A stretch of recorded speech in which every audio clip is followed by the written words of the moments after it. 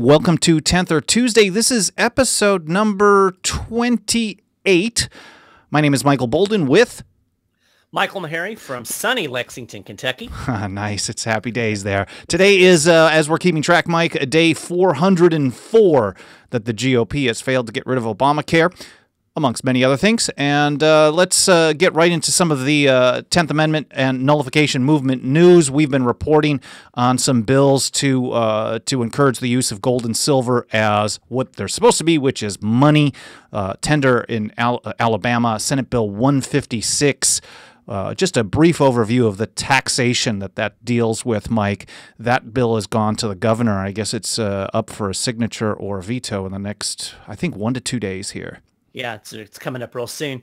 And that bill effectively eliminates sales tax on the purchase of gold and silver, which will inevitably increase the ability and willingness of people to purchase it. And when people have gold and silver, that means they can ultimately use it for money. So this is a great bill. It's a first step toward kind of undermining that Federal Reserve monopoly on money that they've got going on. Yeah, as soon as you remove the taxes on something, it makes it more likely that people will use it for its intended purposes. And this is whether it's gold or anything else. We know that marijuana prohibition started out with a tax stamp. Right. When they start out with taxes, that's their way of making it more expensive for people to use that. And that's a big roadblock in the way of monetary exchanges, especially like day to day, like $5, $10 in fiat worth. So these tax bills to eliminate that is very important. Now, if they pass this, I may be missing one. I've got a list here, Mike. If this gets signed by the governor in Alabama, they would join in similar actions to encourage the use of gold and silver as money. Arizona, Utah, Oklahoma, Texas, Louisiana, and Virginia. Am I missing any that you know of? Well, my understanding is that most states, I think there's only about 10 states left that still have taxes on the sale of gold and silver. Okay. Now, a lot of states still have the capital gains tax. Oh, right. Is on the increase of value. So what we've seen over the last couple of years is a mix. We've seen further states that are getting rid of the sales tax, and then we're starting to see various states deal with the capital gains taxes as well. So you kind of got two separate issues of taxation that ultimately need to be dealt with to totally free up gold and silver to be used more widely. So if you are interested in learning more about this, go to 10thamendmentcenter.com/report. I've got notes here that says pages 25 to 29 of that annual report. So that covers to the end of 2017 on the status of these sound money bills that we've been covering for a number of years here now. And we also wanted to talk about two other bills on sound money, gold, silver as legal tender in Wyoming. The Wyoming Legal Tender Act is up for a third reading and final vote in the state house there, House Bill 103. Mike, this is a little bit broader than the Alabama bill, right? Right, absolutely. So it deals with all of the taxes. It would effectively eliminate all taxation on gold and silver bullion. So capital gains, sales taxes, property taxes, whatever taxes you could levy on it. It would effectively treat gold and silver just like currency. And, well, that's how it should be treated as Ron Paul said, you don't tax money, and gold and silver, that's really one of its major functions is serving as money. It's a medium of exchange, and it should not be taxed. And so this Wyoming bill is much further reaching and really the ultimate goal. I think a lot of states are kind of doing this piecemeal, right? But this would be kind of doing it in one fell swoop there in Wyoming. Okay, and then two new bills have been filed in the state of Minnesota. I'm not sure what kind of a chance they have of getting passed there, but I do know, and again, I go back to marijuana as an example. There were activists, and we haven't covered this as much as I think we should as far as strategy and persistence and how much persistence and perseverance really is required to get a lot of this stuff done. There's a very limited medical marijuana law that was signed a couple of years ago in Illinois, but it took them 10 years. Right. So sometimes bills like this are filed. I know Matt Shea up in Washington State, he's told me personally that they file a lot what they call message bills, that they know it's going to go to a particular judiciary chairperson, Lori Jenkins, and she's not going to let these bills even get a hearing. She's never going to schedule a hearing. There will never be a vote on it. But he files them because he can actually put out press releases, talk to people about them. Then when we report on them or other people report on them, more people learn about them. So when things finally change, and old Lori probably has delusions of grandeur for Congress, like Right. most of these people do, then someone else will be around, or maybe Matt will be the judiciary chair someday in Washington State. So Jim Knobloch and Jerry Ralph in Minnesota filed. Are they? Do you know if they're the same bill? Are they companion bills? They are companion bills, and they deal with the sales tax. Okay, so they remove the tax from exchanging. Like if I buy something with a gold based credit card from UPMA, United Precious Metals in Utah, Minnesota would want to charge a sales tax on that exchange. Is that right? Actually, this deals specifically with coins. If I'm thinking of the right bill, because let me hold on a second. Let me Yeah, look it and make says sure bullion coins as any coin. Okay, yeah. So actually, in Minnesota right now, the exchange of the sale of bullion bars is exempt from sales tax. Coins are not exempt, which is That's weird. Okay. Yeah. So they're trying to even up the law and make it consistent across the board so that it would apply both to gold bullion bars and gold bullion coins, which are respectively the same thing. It's just a matter of form. But you know, and this could be exactly what you said. You know, a lot of times they'll start with really narrow bills, and then they'll take further steps to expand it because they know, well, we can only get this one thing. You know, Yeah, of course. And you know, I just finished up a report that we'll be publishing over at the 10th Amendment Center blog on a bill that's being moved forward in the state of New Hampshire on marijuana, and it's going to allow people to expunge their records if they were convicted of marijuana crimes prior to the date that marijuana was decriminalized, which I think was September 17th or something like that. So people will be able to go back and get their records cleaned up. Well, as you've noted before, we've had some opposition to decriminalization bills because they're not broad enough and they don't protect people who have already been convicted. And this is another example of small step leads to another small step. So that may be what we're seeing in Minnesota. They may have, yeah, this is from the realm of the unrealistic libertarian, right, who I think many times I align with personally on theory and philosophy. Like, right, oh yeah, it's absolutely wrong to criminalize someone for owning a plant or a means of self-defense, for example. But they take that that philosophy and say that if the state organization, the state government, who they think shouldn't exist in the first place in many situations, doesn't go by the same philosophy in one fell swoop, then they're going to oppose it. So strategically, I disagree with those folks very much, and I think they kind of just spin their wheels in the mud, just talking trash on social media outlets. But this is a really positive thing in New Hampshire, and I would hope that the gun rights folks, who are about a decade behind the marijuana folks on these types of things, pay attention, because in time, if the gun rights people eventually start defying gun control measures on the books en masse, like they do on weed, eventually they're going to have to deal with the people who have got crimes due to like gun possession. I mean, a simple gun possession that's against the law, for example. Eventually they're going to have to deal with that, because that affects, if you have a felony charge, for example, you can't get a lot of times it's hard to get a job. You can't get a lease for an apartment. It's hard to get loans. So this affects people for a long time, just for exercising their rights. So it's important to get rid of these. It's called expungement, right, Mike? Right. Yep. Or annulment. I think the New Hampshire bill uses annul. In Massachusetts, I saw a similar bill. They talked about it as expungement. Basically, they're getting rid of those. And this is really important, and I think something we should cover more in a future episode, too. Yeah, so talking about... No, that's cool. That's a really interesting topic. I'm glad you brought it up. So I mentioned, today's day 404 on getting rid of Obamacare. So... I mean, I don't want to just rail on Republicans. They're awful. Democrats are awful. Everything in Washington, D.C. is awful. In most states, it's awful. But you have a greater chance of actually affecting things on a state level, and that's why that's the way the system is set up. That's why we focus our time on that. So in regards to health freedom, instead of just talking about the Direct Primary Care Act that we've been covering for a number of weeks here and a while, actually, two bills that I want to talk about today in Iowa and Wisconsin, I also want to talk about a different type of a health freedom, a food freedom, the freedom to choose how you're going to, what type of nutrition you're going to put in your body in the first place before you even get sick. And in Utah, they're expanding, well, if Senate Bill 108 ends up going to the governor and getting signed, they're expanding the amount of raw milk that can be sold on the commercial market, right? Right. So this is another example of a law that was pretty narrow in scope, potentially being expanded. So currently in Utah, certain retailers can sell raw milk. Is it retailers or just on the farm?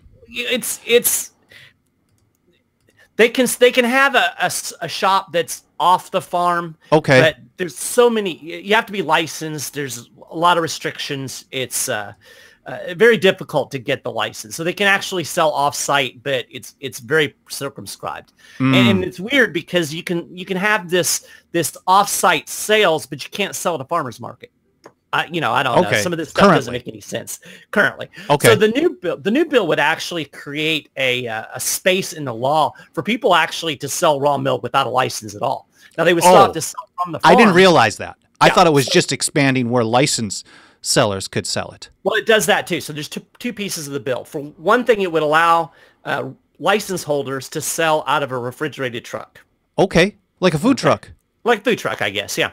Oh, man, so if that was here in L.A., which, interesting, here in California, raw milk is totally legal. I can walk 2 blocks down the street. I can buy raw milk out of a jar. I can buy raw cream. I can buy all that stuff. In Utah, where, the so-called red state, where it's more free, this is interesting. Okay, so tell me more about this. This is really interesting.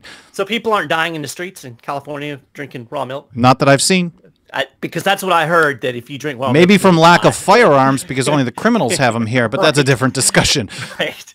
But anyway, so it will allow sale from license holders out of the refrigerator trucks. But it will also create space. It's a limited number of gallons per year or per month. I think it's 210, or it's a weird number. 120 is what I'm looking at in your report. 220, okay. So they would be able to sell that up to that much raw milk without a license, as long as they meet certain minimal requirements in labeling. So it actually will expand the market. It will allow small farmers who can't afford to go through all the hoops that it would require to get a license. Oh, that's excellent. Yeah, so it's a win-win. It's a win for the consumer, who will have more access to raw milk, and it's a win for the small farmer, who will be able to create a market without having to jump through a bunch of still have to jump through some government hoops, but not quite as many and not nearly as costly as what it is now. So we're talking about small producers who can't enter the market. The large producers actually oppose these types of things always. So in Wisconsin, the dairy lobby is massive, obviously.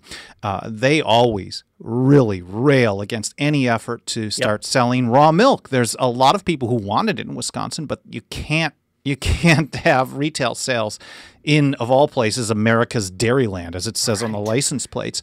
And that's partly because the dairy lobby so aggressively funds legislators there and lobbies against these types of bills. So in a place like Wisconsin, you can't do it. But here in Utah, should SB 108, which is from Senator David Hinkins and a good friend to the 10th Amendment Center, co-sponsored by Representative Mark Roberts, who's we know, and for those of you who followed us very closely, Mark has been the guy who filed a number of bills to turn off water to the NSA data center in Bluffdale, which he did not do this year. Hopefully he will again sometime in the future. But this is a very cool piece of legislation that he's working on over there. No license for small producers and very minimal restrictions for up to 120 gallons of raw milk. So I guess that is kind of like the farmer's market level, which is great. It is. The strange thing about it was, in the original bill, there was a provision to allow farmers market sales, but they cut that out. They left the refrigerated trucks, but the committee took out the farmers market, and I don't really know what the reasoning. There's probably some kind of weird lobbying reason. Just to put an emphasis on what you were saying about how powerful the dairy lobby is, and how oftentimes it's these big corporations and these big conglomerates that are opposing these bills. We saw that in full force in Montana last year. They pushed a raw milk bill. It passed the Senate, or it passed, I can't remember where it started. It passed one chamber and moved over to the other. And once it started to look like it might pass, all of a sudden it wasn't just the dairy interest in Montana. There were people from the federal dairy co-ops that were, sending letters and putting pressures on these senators, and ultimately they killed the bill. So these guys are, they're as bad as the politicians. They're using government power to protect their own business interests, and well, I think it's a great example of how politicians generally suck. It's a lot of people the people that I know that are not from the far left, like the Green Party, hardcore progressives type, but the Hillary Clinton mainstream left have told me, oh, well, Hillary, she apologized for her Iraq war vote, right? Yeah. Well, she didn't do it in 2004, 2006, 2008, 2010. She only did it once the political mood changed, and she saw it as an advantage. And I think the same thing happens on a state level. There's enough lobbying pressure. But if there's enough people who want this type of business, then we see, for example, in Utah, how Senate Bill 108 passed by a 21-6 vote. Hopefully the same thing will happen in the state house. Mark Roberts is, I think, respected there as being a really smart guy. He's a former basketball star in the state, so people really like him. Hopefully, he'll be able to shepherd that through towards the governor, and we'll be keeping an eye on that. I think too, to give people a little bit of confidence in these state bills. It is possible. I think it's much easier to overcome these lobbyists at the state level. Yes, and I think I've told this story on a number of occasions, probably more than once. But a legislator I talked to here in Kentucky mentioned the fact that he would go through entire legislative sessions without ever hearing from a constituent on a bill, which blew my mind. So when you get 20 or 30 people making a phone call on a single piece of legislation, that has a big impact on a state legislator who's used to sitting in his desk by himself, not having to deal with his constituents. So, they're much more responsive to that kind of pressure, and there's much less lobby pressure. A lot of times the lobbyists don't even figure out what's going on until after the fact, right? So it's really important, and I try to encourage people this, anytime, what can I do? What can I do? The biggest number one thing you can do is find these bills that are moving in your state and pick up the phone and call your representatives, call your senators, call these committee chairs, put a little pressure on them. You don't have to be rude or anything, just as we like to say, polite but forceful, and make the case for these bills, because it will have a huge impact, much more impact than you'll ever have, trying to call your congressman or your senator in Washington, D.C. and talking to their intern. And, I want to add, I think it's really important to support those people who are willing to basically flout these schemes from Washington, D.C. Or, I mean, I guess if we were going to get more granular, even on the state level. But, so for example, today I really should walk down the street and pick up a quart of raw milk to make sure that creamery is earning a living, because they're doing something courageous. I don't have it real often. I have a dairy allergy, for example, but when I drink something raw, I don't have the same effect. So maybe I'm allergic to the pasteurization, but I guess that's for a different program. Probably not ours. So the Direct Primary Care Act that we've talked about over and over here, these are the types of bills on a state level that allow people to have basically a monthly program with a primary caregiver that gives them kind of a suite of coverage of stuff, of basic care. And these are moving forward in a number of states. They allow people to have these agreements with doctors outside the insurance regime, right? Yep. And totally, is it 100% out of the insurance? Like no insurance regulations? Pretty much. Okay. Most of these direct primary care bills do have what I call modest requirements. So they have, it has to be written. There has to be certain, like a 30-day notice on either party to terminate. I mean, that's just good business practice. Anyway. Yeah, there's certain. It's a reasonable contract. Now, I think that's the. I would suggest that if the bills are generally including like, oh, you have to have an agreement of how you're going to cancel it, or have details of what your contract's going to include, I think that's the standard of politicians thinking human beings are freaking idiots and they need to be treated like babies, because everything else we do, we have labels on, we look at, we make agreements with, and it's not necessarily because when I buy something, I want to know what I'm buying. And if someone is dumb enough to not even pay attention to what they're signing up for, especially on a subscription service, I don't have a lot of heart for them, to be honest with you. Does that make me a jerk? I don't know. Anyway, so Iowa and Wisconsin two more states are moving forward with legislation, these direct primary care acts. Mike, give us a quick overview of what's going on. So, well, first let me just talk a little bit about how awesome these direct primary care things are. So we've been talking about this for probably 2 years. So we've been pretty hard on this issue. Yeah.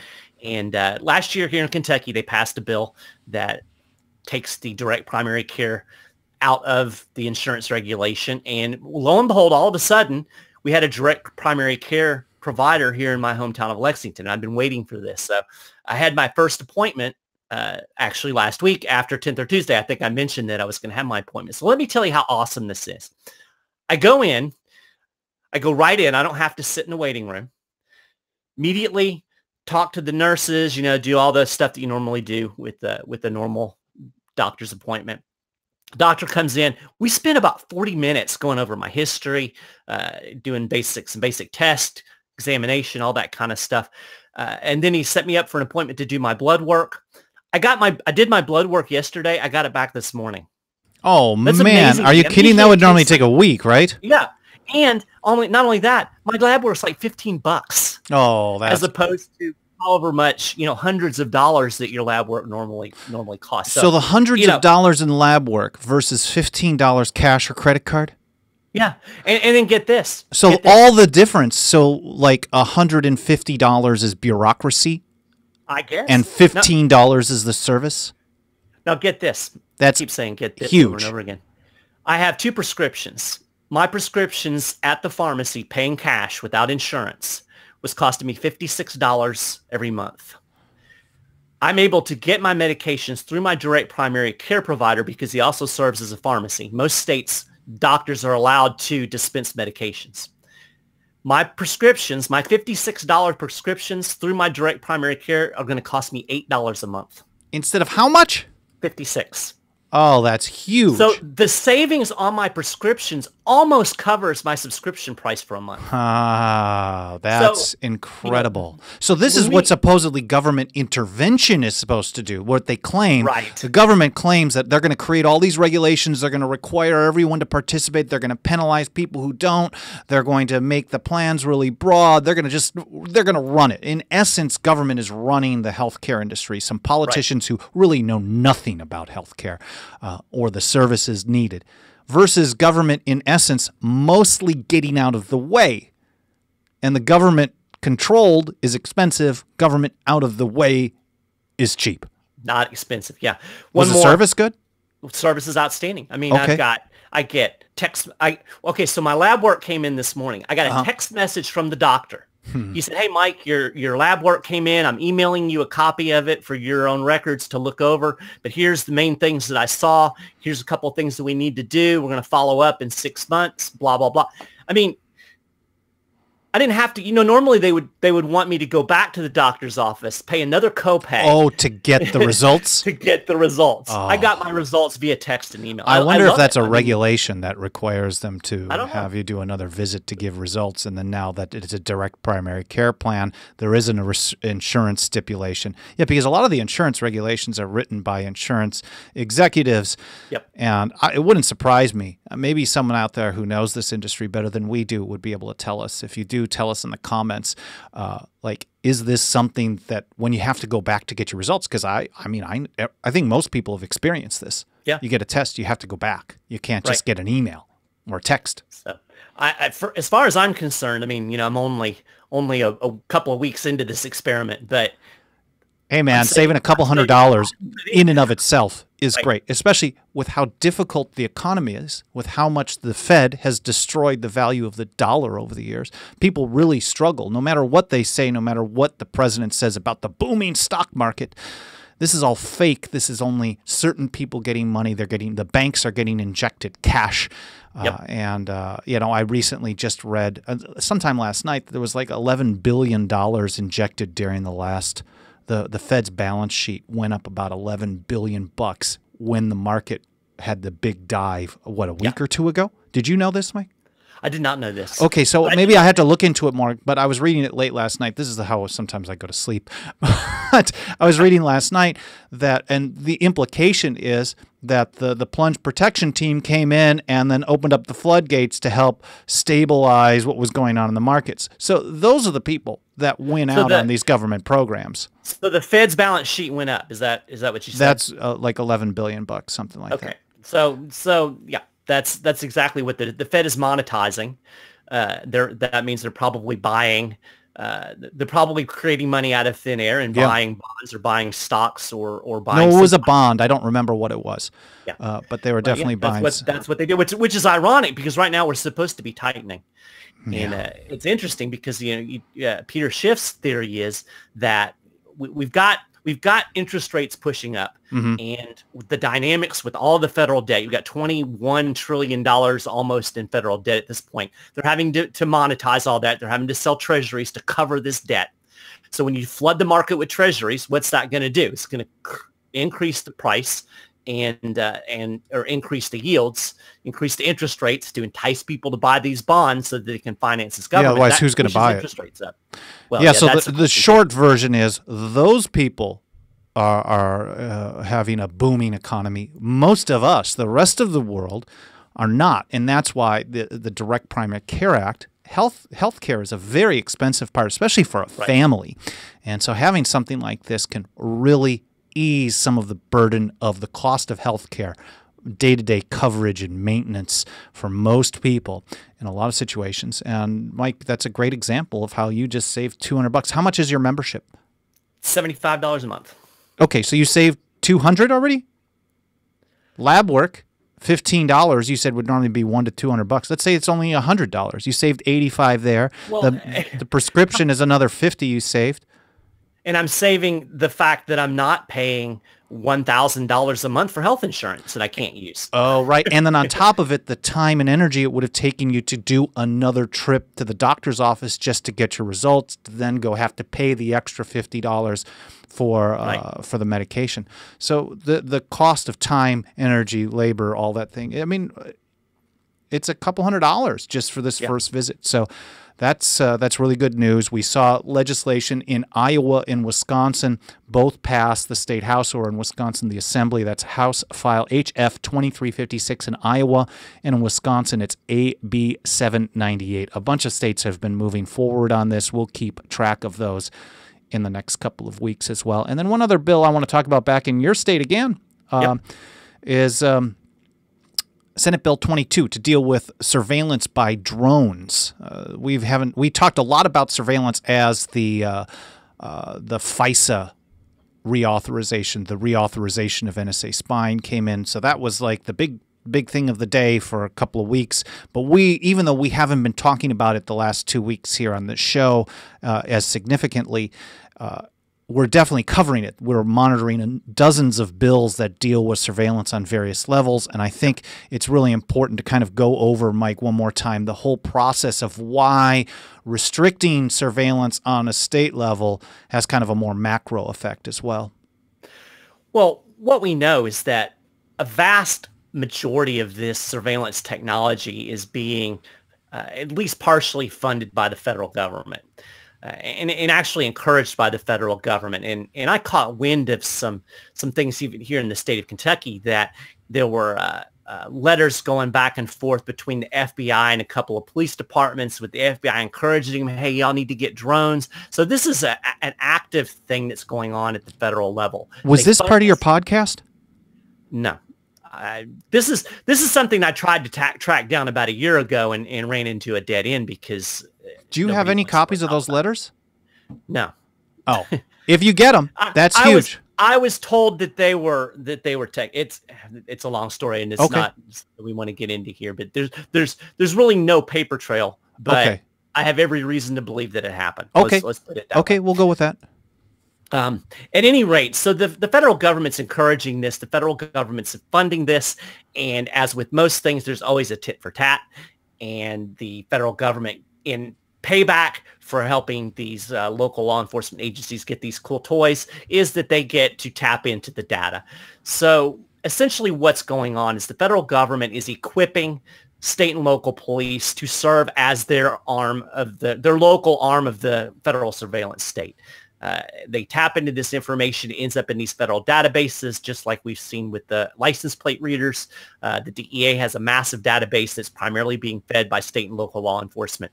And so the federal surveillance state depends on the actions of state and local police. So when we limit the access to data at the state and local level, it has the impact of limiting at the federal level as well. So a very important bill.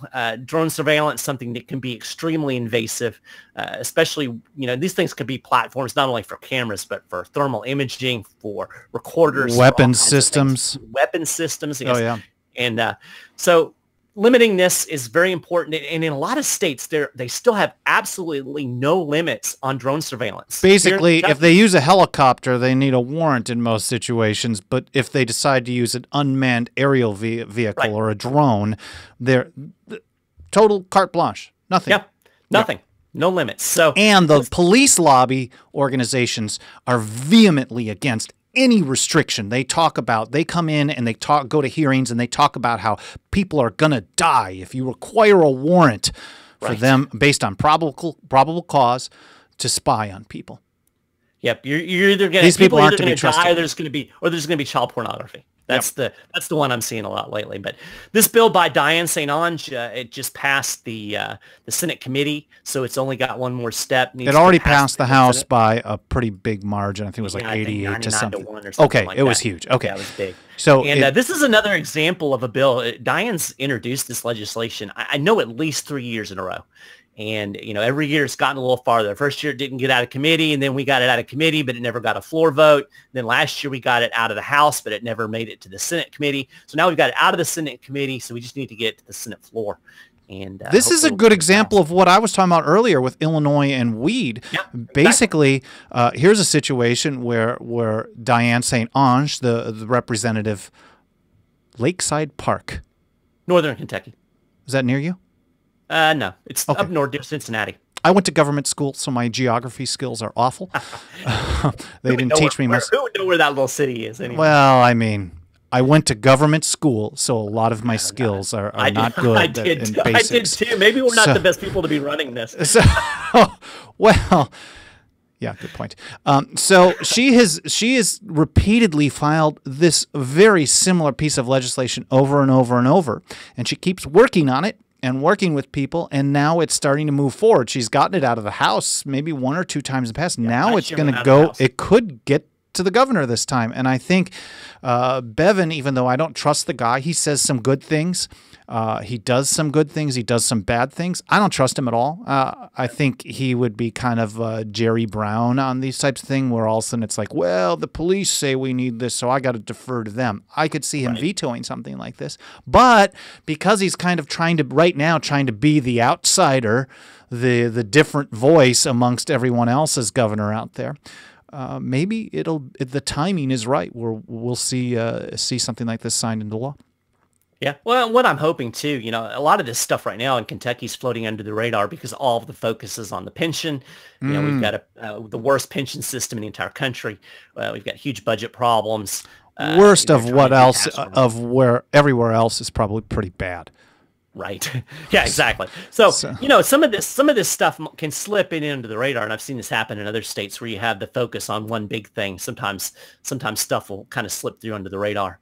So not a lot of media attention, and so the lobbyists don't realize what's going on, and it kind of sneaks through. So so that's House Bill 22. We'll be watching that amongst many other bills to deal with surveillance, stingray, license plate readers, NSA on a broader scale.